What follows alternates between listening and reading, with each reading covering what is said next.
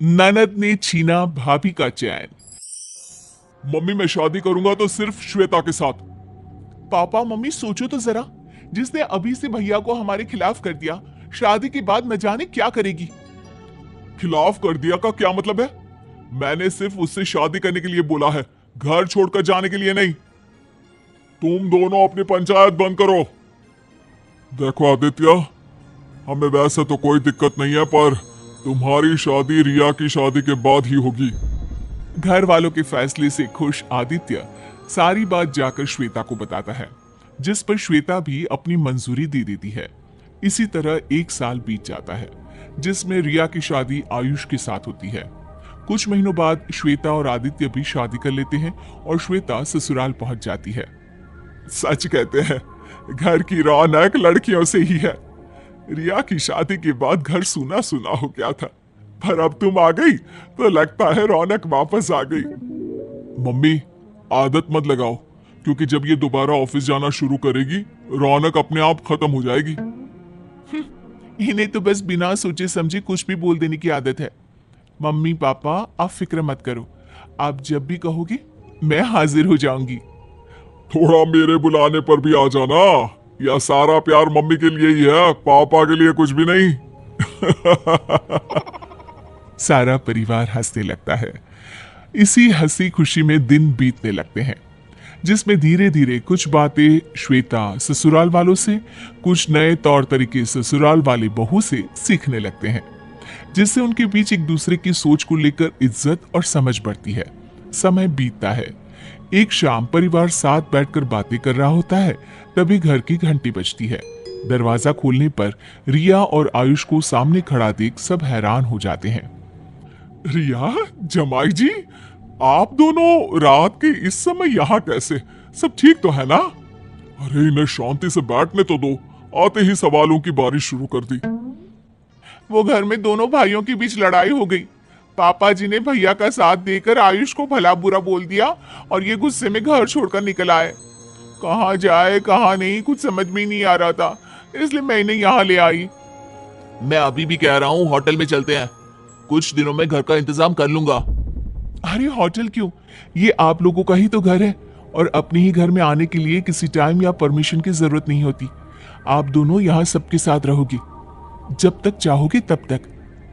अब जहाँ पूरा परिवार खाना खाने और बात करने में लग जाता है, वहीं रिया अपनी भाभी की बातें सुनकर उसके खिलाफ साजिश सोचने लगती है और अगले ही दिन से ननद भाभी को परेशान करने, कभी घर का काम, कभी उसके कपड़े, तो कभी ऑफिस और घर की बातों के जरिए घर वालों को श्वेता के खिलाफ करके उसे परेशान करने की कोशिश में लग जाती है। मम्मी, भाभी सुबह की गई रात को वापस आती है और सारा काम आपको अकेले करना पड़ता है। आप कुछ भी नहीं बोलते उसे, ये तो सही नहीं है। आपको उन पर कुछ तो सख्ती रखनी चाहिए। तेरी भाभी बहुत समझदार है, वो घर और ऑफिस अच्छे से संभालती है, हमें अपनी बहू से कोई शिकायत नहीं। और अगर तुझे मेरे अकेले काम करने से दिक्कत है, तो तू भी तो घर में खाली बैठी रहती है, काम में माँ का हाथ बटा ही सकती है। हाँ, घर आई बेटी को ताने सुना सकती हो, पर बहू को एक शब्द नहीं बोलोगी। भाभी आप सबको अपनी उंगलियों पर नचा रही है, तभी तो ये जींस और शॉर्ट ड्रेस पहनकर बाहर जाती है और देर रात को वापस आती है, फिर भी कोई उन्हें कुछ नहीं बोलेगा। बेटा तो पहले डिसाइड कर ले कि तुझे उसके घर में काम नहीं करने, ऑफिस जाने या मॉडर्न कपड़े पहनने से आखिर दिक्कत किस चीज से है। अगर बात कपड़ों की है तो हमें तो उसमें कोई बुराई नहीं दिखती, क्योंकि इज्जत, शर्म और तमीज इंसान की आंखों और बातों में होती है। कपड़े तो बस खोखले समाज का लड़कियों को नीचा दिखाने का झूठा जरिया है, गंदगी देखने वाले की नजरों और सोच में होती है।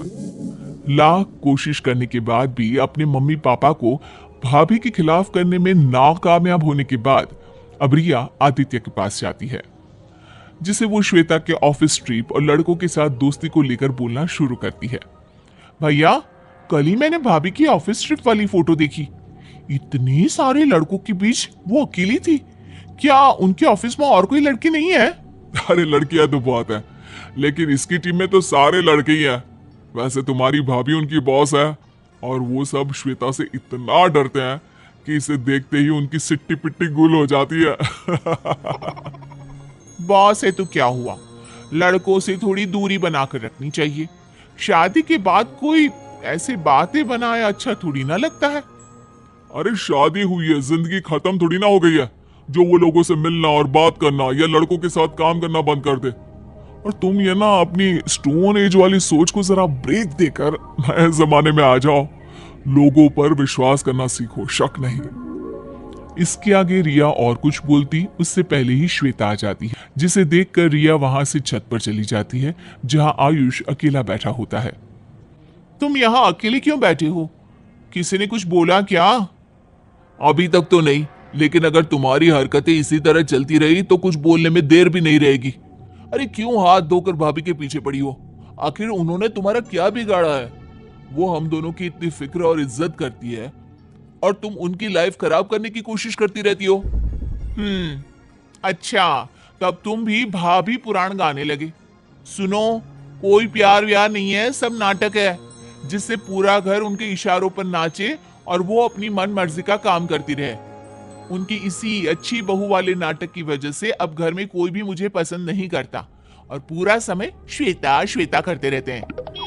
रिया और आयुष की ये बातें चल रही होती है, जिन्हें जीने पर खड़ी श्वेता सुन लेती है और सीधा आदित्य के पास जाती है जो सास ससुर के साथ बैठा होता है। आपने मुझे बताया क्यों नहीं कि रिया मुझे पसंद नहीं करती? उसे लगता है कि मैं अच्छा बनने का नाटक कर रही हूं जिससे घर में उसकी जगह ले पाऊं। मैंने तो कभी ऐसा सोचा भी नहीं और वो इस बात पर मुझसे नफरत करती है। ससुर अपनी बेटी और दामाद को भी वहां बुलाते हैं। अब सारे घर वाले एक जगह इकट्ठा हो जाते हैं। अब सास, ससुर और आदित्य मिलकर रिया को समझाने लगते हैं। तुम्हें ऐसा कैसे लग सकता है कि हम तुम्हें पसंद नहीं करते या श्वेता तुम्हारी जगह लेना चाहती है? बेटी, वो तो हम सबके बीच अपनी जगह बनाना चाहती है, किसी की जगह छीनना नहीं। हमारे लिए तुम दोनों एक बराबर हो। किसी एक की वजह से दूसरे की अहमियत कम नहीं होती। रिया, शादी के बाद मैंने बहुत सुना था कि रिया थी तो घर में रौनक थी।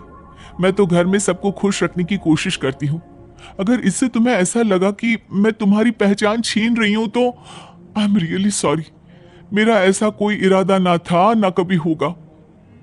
माँ भाभी के साथ बाकी घर वालों की बातें सुन रिया को अपनी गलती का एहसास होता है और वो भी श्वेता से माफी मांगती है, जिसके अगले ही दिन आयुष और रिया दूसरे घर में शिफ्ट हो जाते हैं और सब पहले की तरह खुशी खुशी रहने लगते हैं।